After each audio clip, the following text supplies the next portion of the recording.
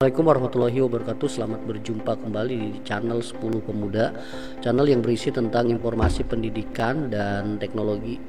Kali ini ada surat dari Menteri Pendayagunaan Aparatur Negara dan Reformasi Birokrasi Republik Indonesia yang di dalamnya salah satunya mengandung bahwa tenaga honorer sudah tidak diperbolehkan lagi dan akan dihapus.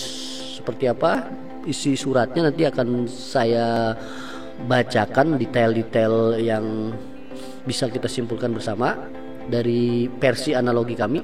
Di sini statusnya surat tertanggal 31 Mei tahun 2022 tentang status kepegawaian di lingkungan instansi pemerintah pusat maupun daerah. Artinya berlaku untuk pemerintahan pusat sampai ke daerah, dan surat ini ditunjukkan kepada para pejabat pembina kepegawaian di lingkungan kementerian atau lembaga instansi pusat dan instansi daerah. Dari beberapa yang sudah kami pahami, ini di paragraf pertama ini mengaitkan dengan peraturan-peraturan sebelumnya seperti Undang-Undang Nomor 5 Tahun 2014 sampai di sini ada peraturan pemerintah Nomor 49 tahun 2018 tentang manajemen kepegawaian pemerintahan perjanjian kerja atau biasa disebut dengan P3K. Rinciannya ini banyak sekali, cuman kami langsung saja pada pokok bahasan, yaitu pada poin 6 di sini. Di butir 6 ini adalah merupakan kesimpulan atau arahan dari isi surat yang pertimbangan-pertimbangan dari peraturan sebelumnya, bahwa di butir 6 ini berkenaan dengan hal tersebut di atas dan dalam rangka penataan ASN sesuai dengan ketentuan peraturan perundang-undangan, agar para pejabat pembina kepegawaian huruf A melakukan pemetaan kepegawaian non-ASN di lingkungan instansi masing-masing, dan bagi yang memenuhi syarat dapat diikutsertakan atau diberikan kesempatan mengikuti seleksi calon PNS atau P3K. Nah, ini sudah dilakukan oleh beberapa daerah, bahkan di Jabar itu sudah mengeluarkan surat edaran di mana mengharuskan semua instansi itu mendata dengan cara upload data digital maupun data kepegawaian pada masing-masing instansi. Non-ASN-nya sudah dilakukan pendataan. Nah, pendataan tersebut akan dijadikan sebagai syarat yang nantinya bisa ikut atau diberikan kesempatan mengikuti seleksi calon PNS maupun P3K. Nah, pendataan kemarin itu berarti untuk ini ya. Selanjutnya pada huruf B, menghapus jenis kepegawaian selain PNS dan P3K di lingkungan instansi masing-masing dan tidak melakukan perekrutan pegawai non-ASN. Nah, setelah ini didata, para tenaga honorernya sudah didata menjadi sebuah database yang nantinya akan diikutkan, diberikan kesempatan untuk seleksi CPNS maupun P3K. Instansi tersebut pun seharusnya di sini sudah tidak boleh melakukan perekrutan pegawai non-ASN.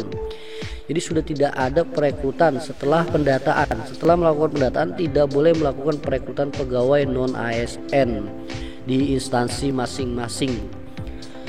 Terus pada huruf C, dalam hal instansi pemerintah membutuhkan tenaga lain seperti pengemudi, tenaga kebersihan, dan satuan pengamanan dapat dilakukan melalui tenaga ahli daya. Nah, setelah didata terus tidak boleh merekrut non-ASN, nanti ketika membutuhkan tenaga lain seperti pengemudi, tenaga kesehatan, dan satuan pendidikan, ini dilakukan melalui tenaga ahli daya ya, tenaga ahli daya atau biasa disebut dengan outsourcing nih oleh pihak ketiga. Status ahli daya atau outsourcing tersebut bukan merupakan tenaga honorer pada instansi yang bersangkutan. Jadi instansi yang bersangkutan bukan merekrut tetapi bekerja sama dengan pihak ketiga untuk pengadaan pegawai ahli daya atau tenaga ahli daya yang biasa disebut outsourcing untuk memenuhi kebutuhan tenaga ini, tenaga pengemudi, tenaga kebersihan, dan satuan pengamanan. Jadi analogi kami di sini kedepannya instansi pemerintah itu dalam pengadaan tenaga-tenaga seperti ini itu harus melalui pihak ketiga outsourcing dan bukan merupakan tenaga honorer ya. Pada huruf D, menyusun langkah-langkah strategis penyelesaian non ASN yang tidak memenuhi syarat dan tidak lulus seleksi CPNS maupun P3. Nah, bagi yang tidak lulus seleksi CPNS maupun P3K nanti akan disusun langkah-langkah strategis sesuai dengan ketentuan perundang-undangan. Ini yang kami masih belum begitu paham. Yang jelas di sini strategi apa yang harus diterapkan nanti itu ada batas waktunya adalah tanggal 28 November 2023.